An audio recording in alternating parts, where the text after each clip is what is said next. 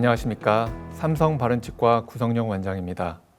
올해 첫 수요 세미나를 통해 한국국제구강임플란트학회와 인사드리게 되어 영광입니다. 오늘의 주제는 임플란트의 장기적 안정성을 위한 전략적인 협진 치료입니다. 먼저 임플란트 성공의 기준을 알아보고 합병증을 낮추기 위한 임상적 고민과 해결 방법을 말씀드리겠습니다. 잇몸에서 피가 난다는 주소로 내원한 환자입니다. 좋은 치료를 위해 환자와 술자 모두 많은 노력을 했을 겁니다. 하지만 11년이 지난 지금 임플란트 제거를 고려하고 있습니다. 임플란트는 장기적인 생존율과 예지성이 매우 높은 치료로 보고되고 있습니다. 반면 성공의 기준을 보다 엄격하게 보게 되면 임상에서 많은 크고 작은 합병증을 경험하게 됩니다.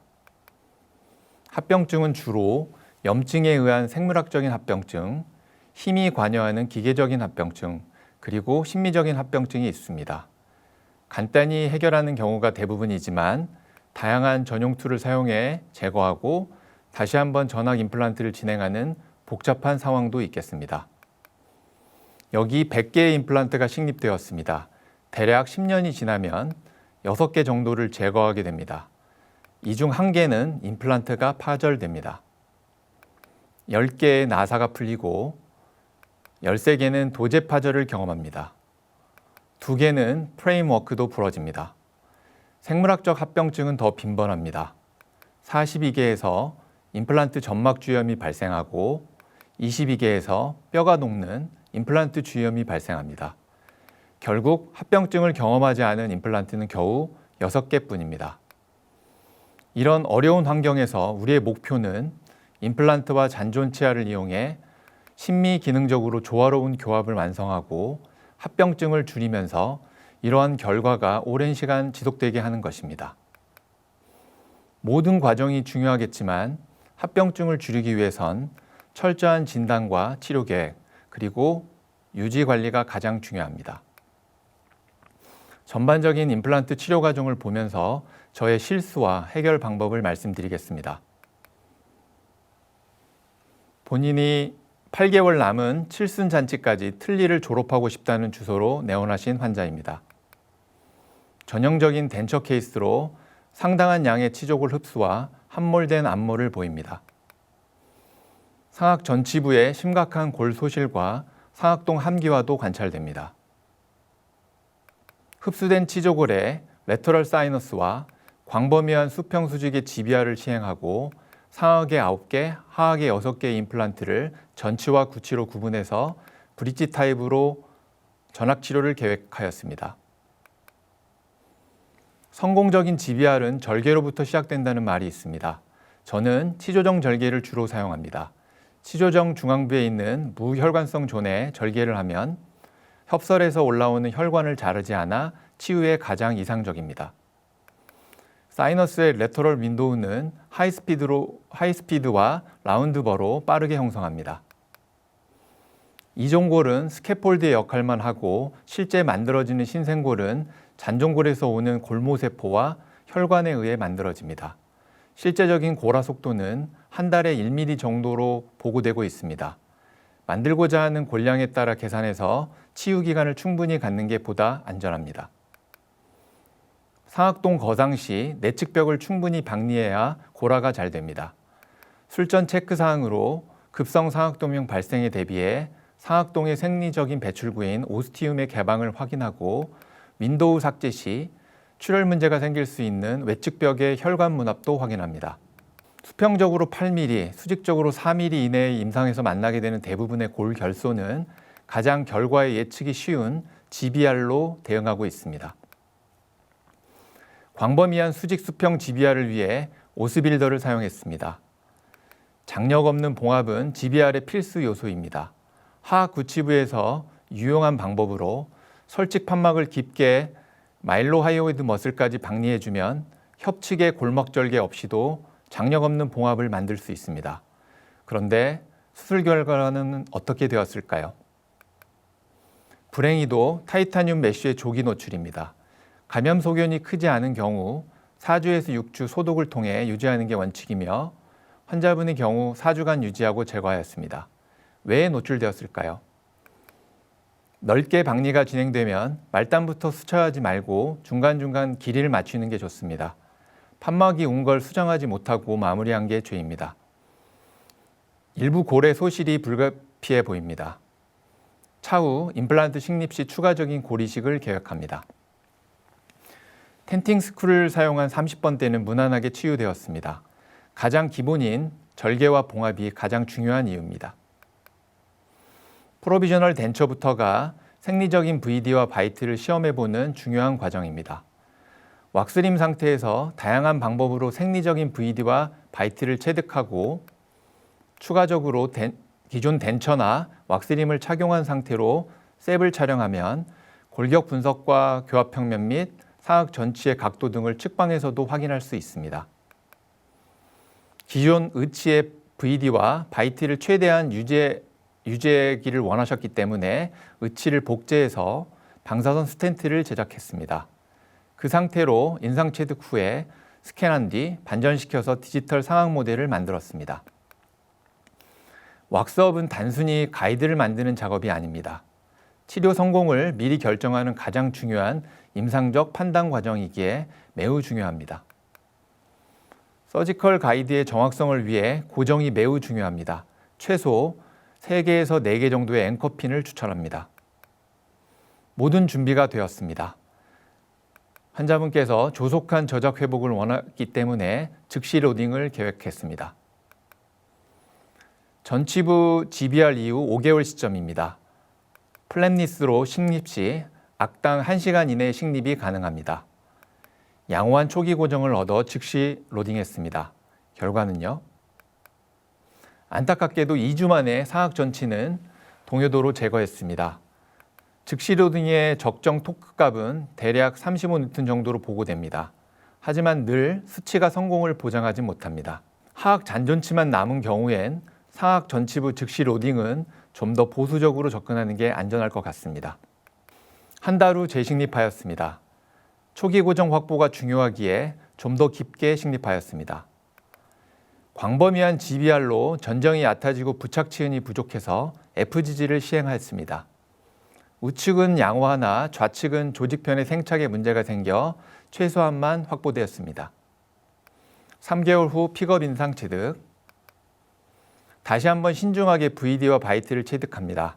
이때 일부 임플란트에 기성 어버트먼트를 연결해 견고한 교합제를 만들면 바이트 체득이 용이합니다. 좋은 보초를 만들려면 환자 기공사와 소통이 중요한데 최근 디지털 기술을 활용하면 쌍방 간의 보다 직관적인 소통과 작업이 가능합니다. 수차례 수정을 거쳐 디자인합니다. 프로비전으로 지금까지의 모든 노력의 결정체인 보철물의 교합과 심미, 발음 등의 모든 요소를 확인하고 재검증하는 것이 매우 중요한 과정입니다. 환자분이 기다려온 칠순잔치가 다가왔습니다. 아쉽지만 최종 보철물을 풀지르코니아로 한 번에 제작했습니다. 기존 덴처의 VD와 바이트를 최대한 유지한 상태라 상악 치아가 길어졌습니다. 심리적으로는 하악 전치도 치료 계획에 넣어서 상악 전치 길이를 확보했으면 하는 아쉬움이 남습니다. 술전 최종 상태입니다. 환자분은 성공적인 칠순잔치에 만족하셨지만 여러 가지 아쉬움이 남는 케이스였습니다. 적극적으로 유지관리 3개월 SPT 시행 중이며 다행히도 적극적인 감시 기간인 3년 정도 결과는 큰 합병증 없이 유지되고 있습니다. 앞선 케이스처럼 힘들게 완료한 치료의 장기적 안정성은 무엇이 결정할까요? 시간 관계상 임플란트 주위염 위주로 말씀드리겠습니다. 임상에서 다양한 증례, 다양한 술식, 다양한 치료 수단이 존재합니다. 복잡할수록 중요한 건 흔들리지 않는 근거 중심의 진료 철학과 임상 원칙입니다. 2017년 치지 분야의 월드 워크샵에서 임플란트 주위염의 강력한 증거를 가진 위험 인자로 3가지를 지목했습니다. 3가지의 연결 고리는 바로 세균 플라그입니다. 최근 2023년에는 유럽 치즈학회를 통해 임상에서 바로 활용 가능한 근거 중심의 가이드라인을 발표했습니다. 가이드라인의 전체를 관통하는 핵심적인 메시지는 예방과 철저한 유지관리의 중요성입니다. 이 지침을 기반으로 제가 생각하는 임플란트 주위염 예방을 위해 내일부터 임상에서 바로 적용할 수 있는 간단하고 중요한 것만 정리해봤습니다. 첫 번째로 임플란트 치료와 치주 치료입니다. 치주염 병력은 임플란트 주위염의 강력한 위험인자입니다. 임플란트 전 치주 치료는 활동성 치주염을 조절하여 임플란트 성공률을 높이기 위해 필수적입니다. 더불어 적극적인 유지 관리가 장기적인 성공을 보장합니다. 활동성의 치주염을 조절 없이 시행한 임플란트 치료는 모래 위의 성입니다. 철저히 치주 치료를 한다고 했지만 이상과 현실은 늘 다릅니다. 보철 장착 일주일 만에 잇몸이 부어오셨습니다. 지속적인 구강 위생 교육과 치료 전체에 걸친 철저한 SPT만이 살 길입니다. 효과적인 처치를 위해 조기 진단이 매우 중요합니다. 보철물 장착 시 꼭 해야 할 두 가지 말씀드립니다. 첫 번째로 보철 장착 후 기준 엑스레이입니다. XCP 같은 수평 촬영기의 사용을 추천합니다. 두 번째로 임플란트 플랫폼 상방 치은 두께를 측정해 두는 것입니다. 간단하게는 직원을 통해 모델에서 미리 측정하면 됩니다. 이는 차후 임플란트 주위염 진단의 기준이 됩니다. 적절한 치관 공극은 반드시 만들어야 합니다. 치관 부위는 칫솔로 접근이 거의 되지 않습니다. 염증의 시작 부위로 작용하는 취약한 부분입니다. 따라서 치관 칫솔은 선택이 아닌 필수입니다. 환자에게도 음식물을 빼는 용도가 아니라 임플란트 측면을 기계적으로 문질러줘야지 임플란트를 오래 쓸 수 있다고 강조하고 또 강조합니다. 적절한 치관 공극을 만드는 문제는 생각보다 다양한 보철적 공간과 디자인, 임플란트의 위치, 어버트먼트의 선택에 따라 복잡하게 결정됩니다. 아주대학교 이유승 교수님의 논문처럼 이머전시 앵글이 30도 이하이며 프로파일이 너무 컨벡스하지 않게 제작하는 게 임플란트 주위염 예방에 도움이 됩니다. 임플란트 주변 급성 치주 농약으로 내원하셨습니다. 보철물을 제거하고 배농시켰습니다. 본능적으로 기공사들은 치관 공극을 막아오는 경우가 많습니다. 임플란트 주위염의 최신 지견을 공부하고 기공사에게 지속적인 교육을 하는 게 좋은 보철물의 시작이 될 수 있습니다. 치유는 잘 됐지만 각과 치은이 부족하고 전정 부위가 너무 얕습니다. 칫솔과 치간 칫솔이 자유롭게 활동한 공간이 부족하기에 구강 위생이 어렵습니다. 환자분도 양치 시 너무 불편해서 잘못 닦았다고 하십니다. 이런 상황에는 FGG가 해결책이 될 수 있습니다. 전정이 확보되고 치간 칫솔을 각화 조직에서 불편감 없이 사용하게 됩니다. 각화 치은은 잘 만들어 주었는데 치간 공극의 사이즈가 다소 좁아 보이는 건 소탐대실한 느낌입니다.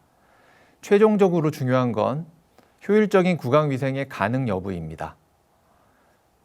각화 치은이 부족해도 구강 위생을 철저히 유지하는 분들도 있습니다. 처음부터 치간 공극을 막는 것은 치간 부위의 구강 위생을 포기하라는 의미입니다.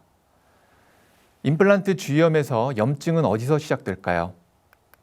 임플란트와 접한 내면의 외곽 부위에서 시작됩니다.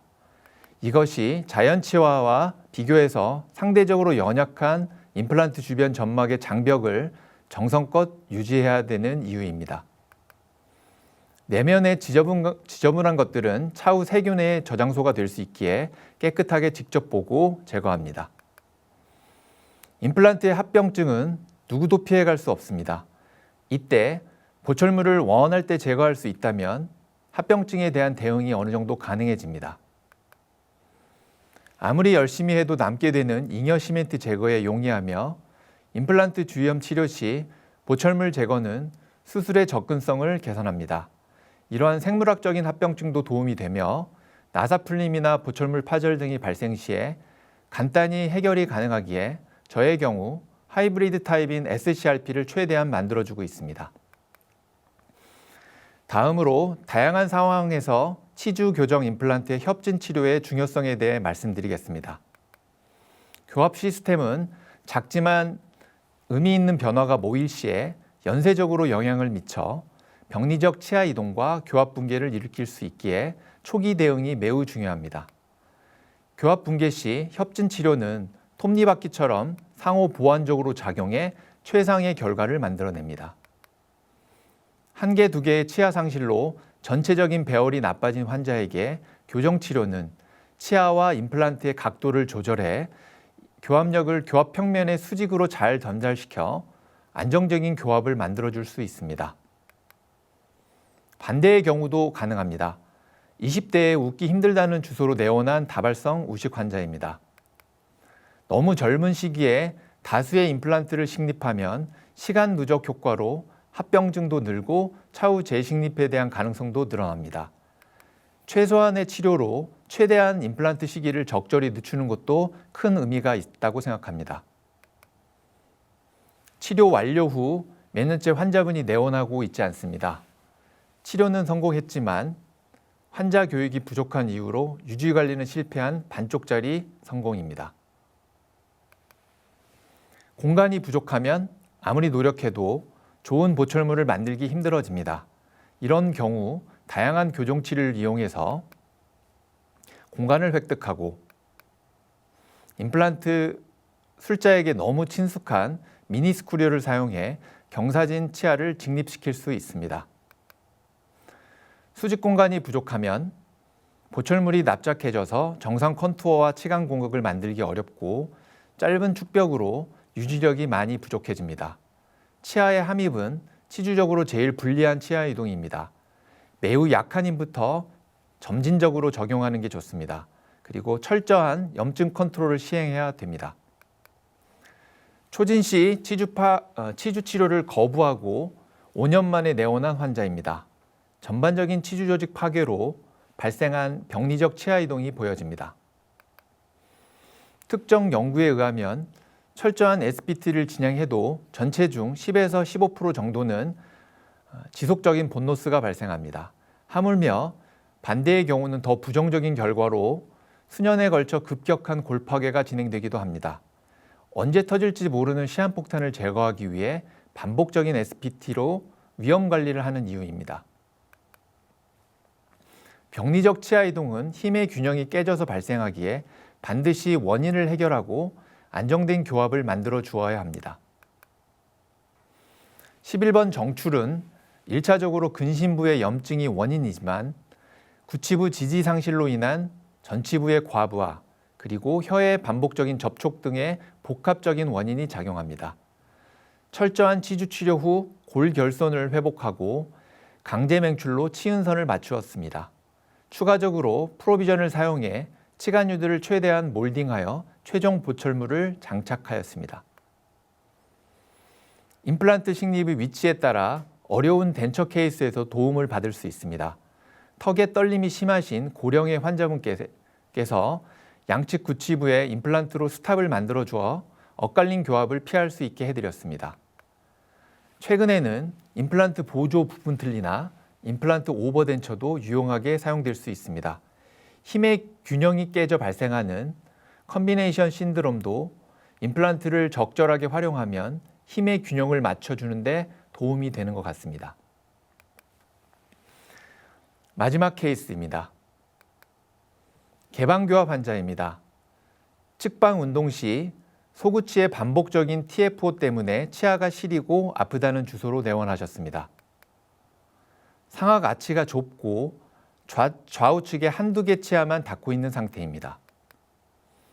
정기적인 SPT에 응하지 않고 불편한 치아만 한 개씩 빼고 치료를 미룬 상태였습니다.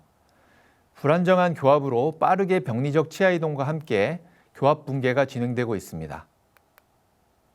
치주염은 세균 때문에 발생하는 염증성 질환이지만 진행 중인 활동성 치주염의 경우 과도한 교합력은 부가적으로 치주 파괴와 불편감을 가속시킬 수 있습니다. 몇 년에 걸친 설득 끝에 치료를 시작하기로 하셨습니다. 골격성 개방교합으로 진단되었지만 교정치료만으로 시행하기로 하셨습니다. 교정 전에 철저한 치주 치료는 기본이며 급격한 부착 소실 가능성을 줄이는 필수 요소입니다. 임플란트나 교정치료나 무한치주치료가 매우 중요합니다. 상악 아치를 넓히고 임플란트 식립을 위해 공간을 재분배했습니다. 상악동 거상과 함께 임플란트를 식립했습니다. 3개월 뒤 인상체득. 최종 결과입니다. 골격성 개방교합의 경우 재발이 많이 발생합니다. 치주질환과 임플란트 주위염처럼 유지관리가 매우 중요합니다. 오랜 시간 교합의 흔적이 남은 치경부 마모증을 치료했습니다. 간단하지만 치주 건강에 제일 해로운 오버 컨투어를 만들지 않고 코드를 넣어서 치료해 드렸습니다. 간혹 의도치 않게 저의 치료가 환자에게 해가 될 수도 있다는 생각으로 치료에 신중해야겠다고 다짐해 봅니다. 치료가 끝나고 첫 3개월 체크 때 몸무게가 8kg나 증가하셔서 오셨습니다. 잘 드신 덕분일 겁니다. 교합 시스템이 전체적으로 붕괴된 환자 케이스에선 자연치아와 임플란트의 장기적인 안정성을 위해 전체 교합 시스템의 안정을 목표로 해야 하며 다양한 협진 치료가 그 해법이 될 수 있겠습니다. 오늘 말씀드린 내용을 한번 정리해 보겠습니다. 합병증이 적은 장기적 안정성을 가진 임플란트를 만들기 위해선 먼저 높은 수준의 근거를 기반으로 진단을 하고 탑다운 원칙과 적절한 협진이 중심이 된 치료 계획을 세웁니다. 술전에 철저한 치주 치료를 시행하고 적절한 골질과 골량을 확보한 다음 염증에 강한 충분한 연조직을 준비합니다. 좋은 3차원적 위치에 임플란트를 심고 차후 유지 관리를 위해 제거 가능한 구조를 만들고 적절한 치강 공급과 프로파일을 가진 보철물을 제작한 후 잉여 시멘트가 남지 않게 하고 강한 치은의 실을 확보한 상태에서 보철물을 장착해 자연치아와 조화로운 안정된 교합을 형성하는 것. 마지막으로 정기적인 SPT와 치강, 칫솔 등으로 구강위생을 철저하게 하는 것. 이것이 장기적인 안정성을 위한 임플란트 치료의 핵심입니다. 임상은 늘 미지의 영역이 존재합니다. 제가 제일 좋아하는 문구로 마무리하고자 합니다. 지식에 기반을 두지 않은 기술은 무모하고 기술을 실현할 수 없는 지식은 불필요하다. 지식과 기술을 겸비하여 환자와 술자 모두 행복한 치료하시길 기원드립니다. 경청해 주셔서 감사드립니다. 다음으로 저에게 많은 질문해 주시는 최다 빈도의 질문을 정리해서 이어가 보도록 하겠습니다. 안녕하십니까. RCI 코리아 한국국제구강 임플란트 학회 회장 지영덕입니다. 먼저 오스템 수요 세미나에 저희 학회를 초대해 주시고 강연을 맡겨주셔서 대단히 감사하고 영광스럽게 생각합니다. 저희 RCI 코리아 학회는 2005년 창립된 이래 미국 RCI 본부와 긴밀히 협력하여 국제적인 임플란트 학회로 성장하였으며 2005년 창립과 동시에 RCI AP 콩그레스를 제주에서 개최하였고 2011년에 RCI 월드 콩그레스를 서울 코엑스에서 개최하였으며 2023년에는 대한치과의사협회로부터 인준을 받아 공식적으로 대한치의학회 회원이 되었습니다. 그리고 작년에는 6월 27일부터 30일까지 RCI AP 콩그레스를 대구에서 또다시 개최하여 13개국에서 652명이 참석한 가운데 성황리에 국제적인 학술 대회를 개최하게 되었습니다.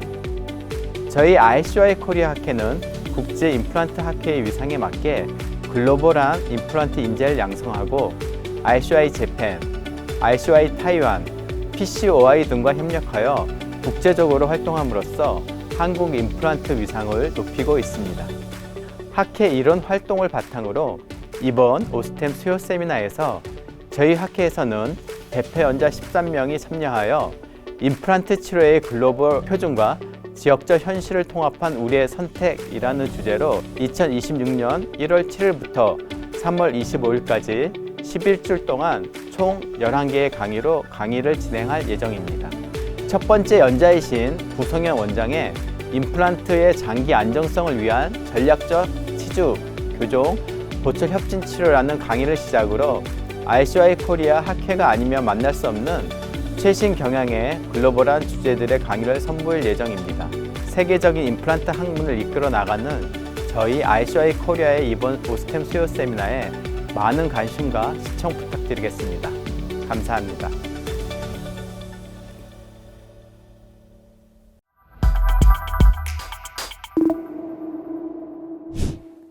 첫 번째 질문입니다. 원장님의 GBRC 재료와 술식의 원칙이 있나요? 성공적인 경조직을 만들기 위해 다양한 치료와 술식을 적응증에 맞게 적용하는 것은 매우 중요한 문제입니다. 하지만 더욱 중요한 건 생물학적인 치유의 과정을 이해하는 것입니다.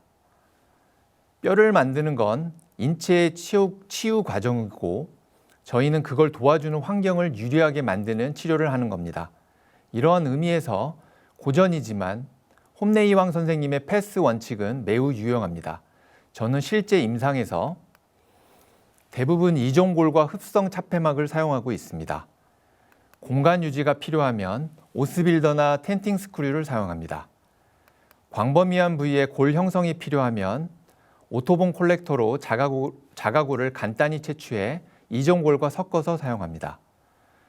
최근에는 흡수는 조금 더 되지만 사용의 편의성이 좋아 콜라겐 제제도 많이 사용합니다. 임플란트 식립과 동시에 GBR 후 서브머지를 시킬 때는 높이가 있는 커버 스크류를 사용하면 스레드 모서리 부위의 골 형성에 유리합니다. 마지막으로 새로운 본을 사용 시에는 최소한 조직 사진이 존재하는 재료를 사용하시는 게 안전하다고 생각합니다. 두 번째 질문입니다. 임플란트의 3차원적 위치가 매우 중요한 것 같습니다. 이를 식립하는 이중 식립 깊이는 어떻게 결정하시나요? 실전 계획, 그다음에 치료와 유지 관리에 있어서 임플란트의 3차원적인 위치는 심미와 기능을 만족하고 합병증을 줄여 장기적인 안정성에 매우 절대적인 요소입니다. 한번 식립하게 되면 변경이 힘들기에 치과 의사에 의해 신중히 탑다운으로 계획되고 치료되어야 합니다.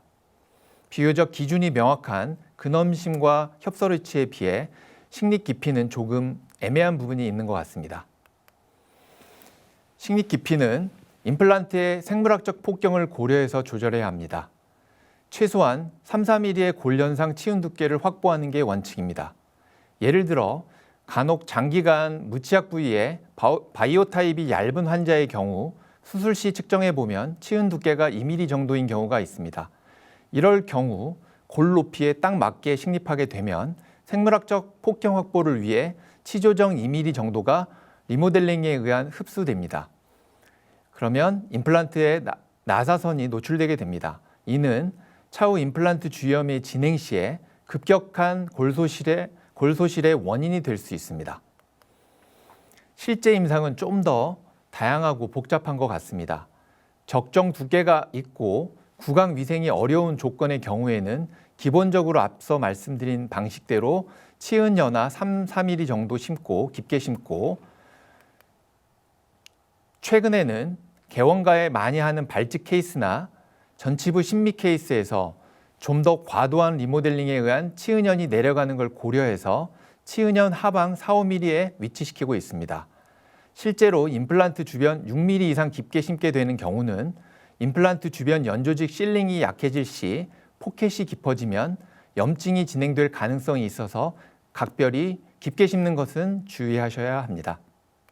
세 번째 질문입니다. 자연 치아를 오래 쓰기 위해 어떤 치료를 하시나요? 임플란트 치료 시기를 늦춘다는 의미로 치아 보존을 위해 다양한 치료를 접근해 보는 것도 병원의 차별화에 도움이 된다고 생각합니다. 가장 예지성 있고 치아를 보존하는 손쉬운 방법은 반복적인 치주 관리인 SPT입니다. 좀 더 나아가 재생형 치주 치료도 접근해 볼 수 있겠습니다. 그리고 파절 및 치은연화 우식 케이스에서 강제 맹출이나 치간 확장술도 손쉽게 접근해 볼 수 있겠습니다.